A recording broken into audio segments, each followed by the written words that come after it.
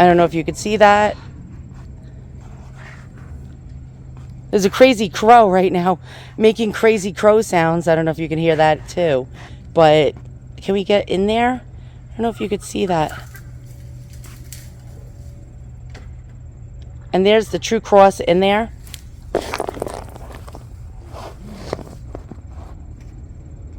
Let's zoom in to show you the wood on it. Oh, that's a little too much. Let's try, there we go.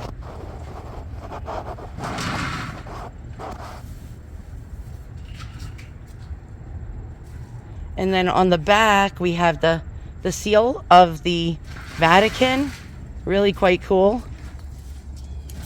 All right, let's get into reliquary, and we're going to go over a story about it. We'll find out more about the true cross of Jesus. All right, so I just placed it in its beautiful reliquary.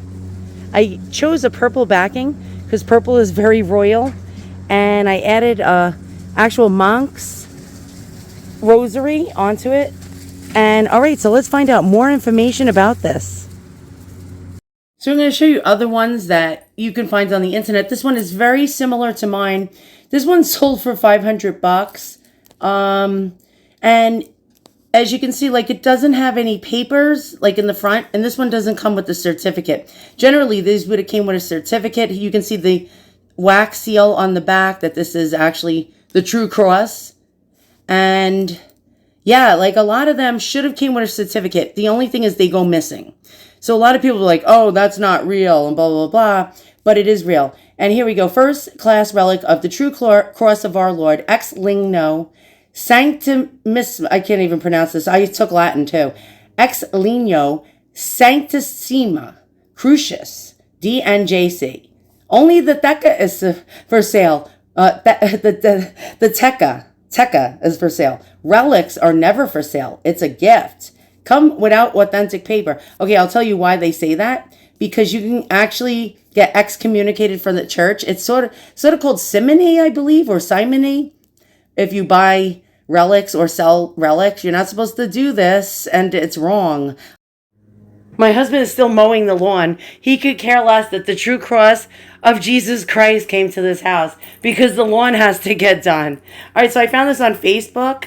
Relic of the True Cross. The relic of the True Cross was given by the Emperor Constantine to peoples of Brescia on his return from finding the true cross of Christ. In gratitude for the hospitality of the people there, is much treasured and closely guarded relic.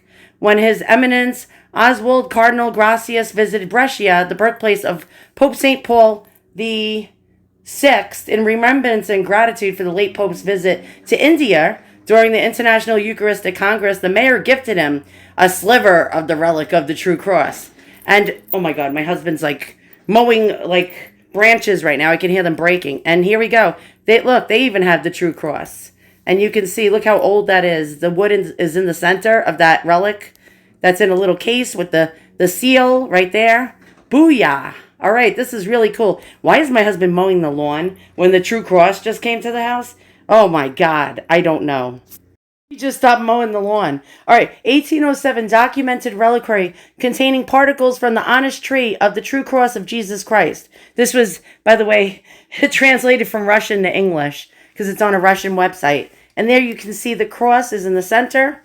And it says, an oval glass fronted silvered brass reliquary teca housing relics of the true wood from the true cross of Jesus Christ. The relics are displayed in a cruciform shape on the ground of red silk surrounded by silver wire ornamentation on the back under a protective cap, which mine is missing, but that's no big deal. The reliquary is secured with a seal of red Spanish wax bearing an imprint with the coat of arms of Cardinal Carlo Francesco Caselli, OSM, from 1828, I guess, Archbishop of Parma in 1828, Italy.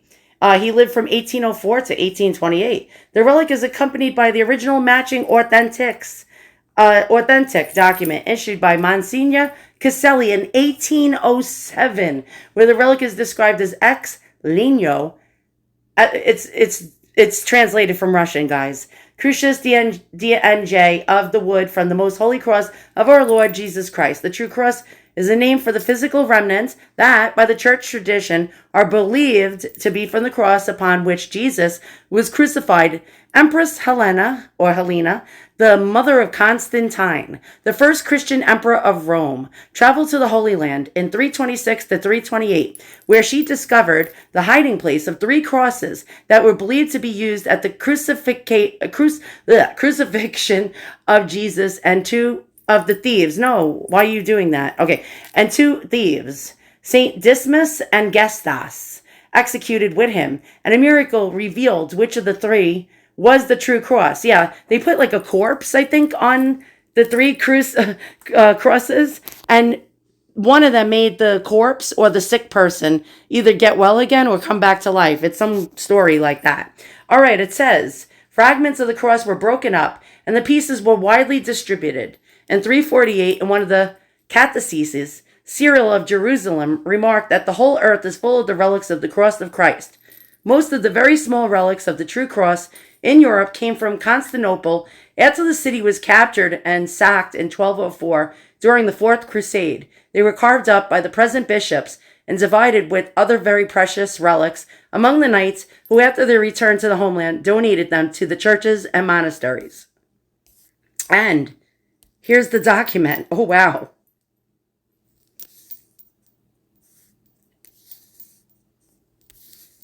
Anno 1807. Holy cow. There's the wax on the back. And there's the true cross. So I just wanted to show you some images on the internet of different ones you'll come across. And here we go.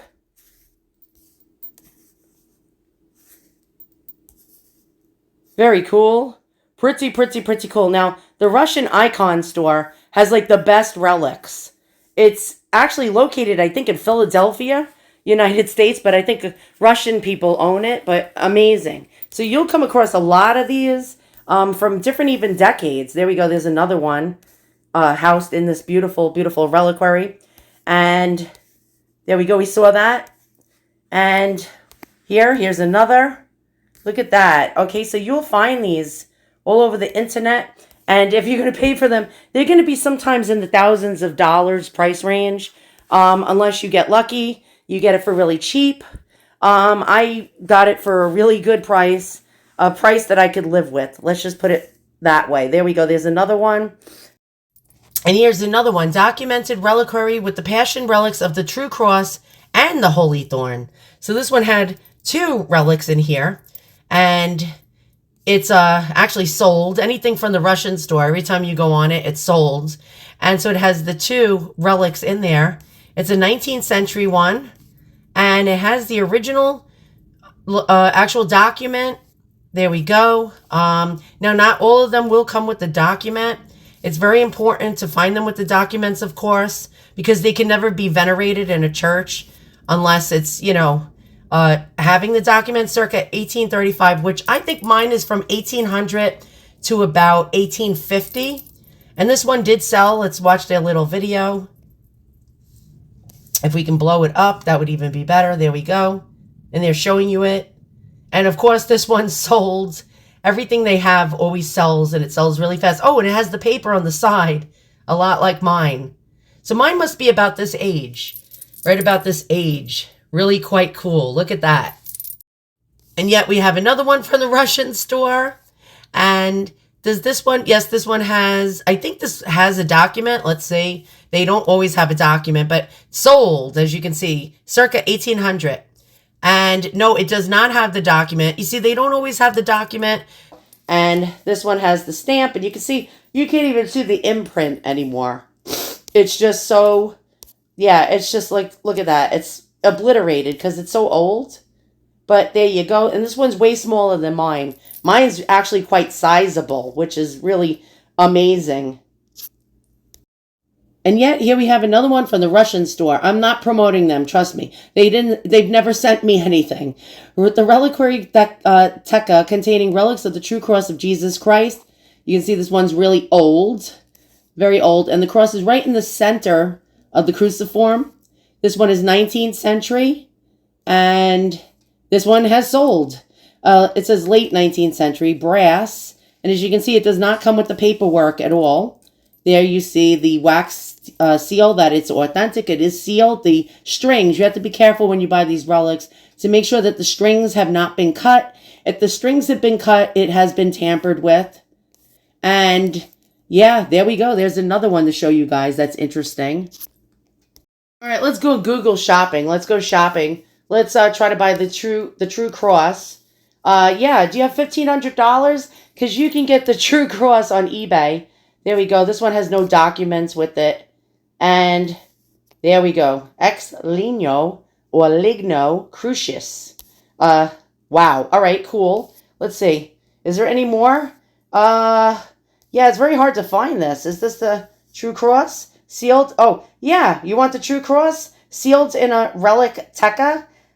Yeah, you can buy it for $6,289.99. So let's go look at it. Here it is, boys and girls. Here it is. And my camera's not very good. And actually, let's go take a look at it. What could you get for $6,000, boys and girls? Yeah, there we go. There's the true cross. The true cross. Okay, so as you can see, these are not very cheap if you want to add it to your collection. You're probably not going to be able to afford to add one to your collection. That's why they're only basically in churches and museums and really great places where people do pilgrimages, like real holy locations around the world. And yeah. Oh, and you get this nifty antique crucifix rosary along with it. Very cool for $6,289. Yeah. So the package this came in is actually now a third-class relic. And it's really, really amazing that this is like a holy packaging. All right, so here's ours. And so, unfortunately, most of us can't afford these relics. But if you want to see one, find out, go on the internet, find out if a local church near you has one of these relics so you can go and venerate it and actually see it in person. You are seeing it on my channel. This is actually going down in history as one of the most amazing things we've ever unboxed from eBay. You may be able to get your very own true cross of Jesus on eBay. Now, are you allowed to have this? It's really not, well, let's not talk about that. If a priest or a bishop or a cardinal or the Vatican found out that you had one of these in your collection, you may get in a little bit of trouble. You don't want to get in a little bit of trouble. Okay, so right now we're going to find out about the story of how the true cross was actually found.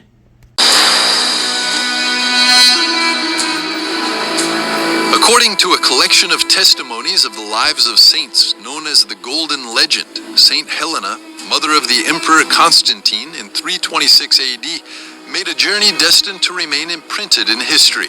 She decided to travel to the Holy Land to visit the sites of Christ's Passion. And from this pilgrimage, she brought back to Rome important relics, one of which was a fragment of the true cross of Jesus.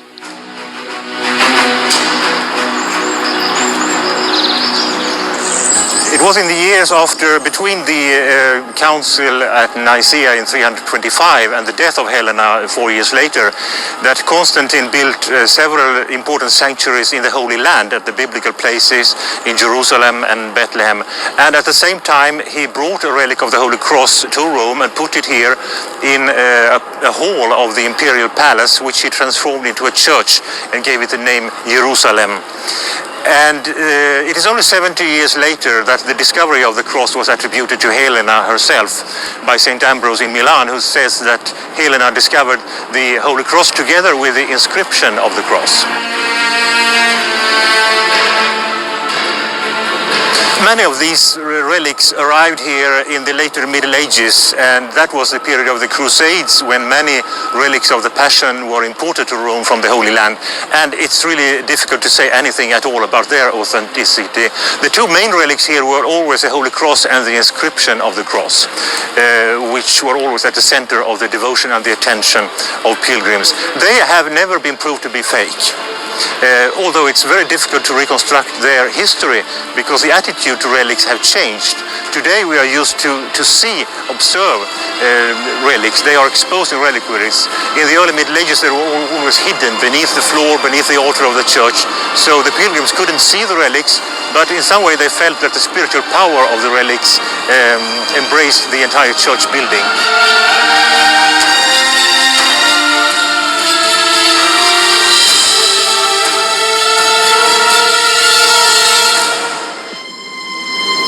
In the apse of the basilica, the frescoes tell the story of the legend of the true cross, and in this vaulted apse, it's like a large book with the stories of the relics.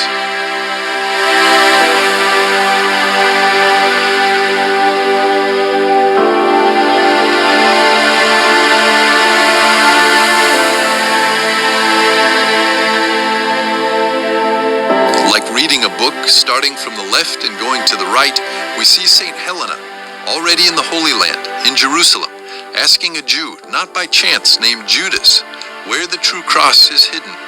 After a bit of resistance, Judas, who would even become Bishop of Jerusalem with the name of Syriac, reveals the place where the cross of Jesus is hidden.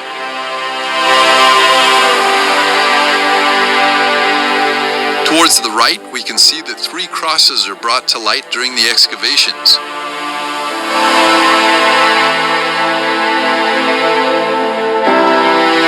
In order to distinguish the true cross of Jesus, they have a corpse laid on each wood. And when the corpse came into contact with the true cross, it came back to life.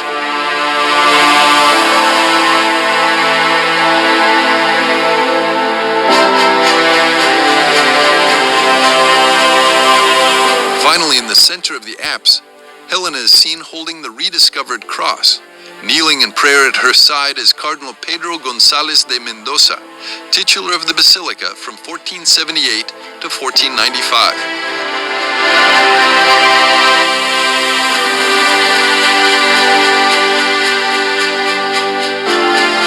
Now, of course, we can never be certain that these are genuine relics of the Passion of Jesus. But what we do know is that they are incredibly symbolic and so important in the devotion to that tomb that lay empty 2,000 years ago.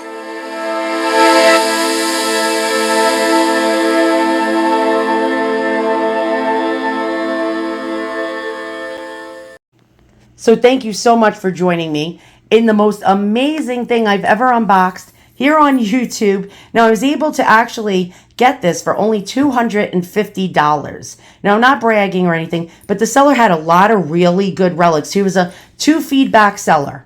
When I say 2 feedback, that's it. She only had 2 sales under her belt, and she had a Blessed Virgin Mary veil. She had, and these were real. They were real. Most of them had documents with them, official Vatican documents, and this one didn't. And she just thought it was a antique crucifix pendant, and she didn't know. And so I said, would you, she had a buy it now of, I think it was like $500 and something on this piece. And I said, would you take $250 for this? The back is missing on it. It's really, you know, it's old and it's looking dirty. And she said, you know what? Fine. I'll take $250 for it. I did make offers on the other one she had, but she said, no, they were appraised, which I don't believe. And I can't give it to you for that price, you know, the price you're offering me. But I will give it to you for 60% off. I still didn't have the money because some of her relics were over $2,000. So even at 60% off, I couldn't afford. But if she had it appraised, they would have noticed the writing. Do you see the writing on the side? I don't know if you can see that. They would have noticed that. An expert would have noticed that. But since I don't feel guilty, like a lot of you would be like, you swindled her. You offered her less than what her buy it now price was. She had to make an offer button, guys. And she didn't do her homework. She didn't look this up. She did not do her research. I do my research, so I deserved it. At the $250, that's how I feel. And so what is going on right now? My husband's still doing landscaping. We had the true cross of Jesus in this house, and he's doing landscaping. So, yeah, I can't believe this. Now, I want to share this with my local churches. Unfortunately, most of these documents go missing on these relics that you will find. They're known as orphans. They do have the wax seal on the back with the strings uncut, so they were untampered. But without the official documents, it really actually hurts it, although people still spend big bucks on these, even without the documents. It's pretty much, I mean, this was probably made between 1800 and 1850. Of course, the documents go missing. They disintegrate, actually. And so this was an amazing, you got to actually see me live, open up one of the most amazing things I've ever unboxed right here on YouTube. And oh my God, the true cross of Jesus. Now, do I believe this? Do I believe all these relics are the true cross of Jesus? One person said once, I think it was a priest, he said, if you took all the wood from all the true crosses of Jesus relics that are being sold all over the place, or, you know, in collections, you would have to make it would turn into a forest of wood. So do I really think this is real? I don't know. Did I get hoodwinked on paying $250 for a piece of wood that might not have been the cross of Jesus?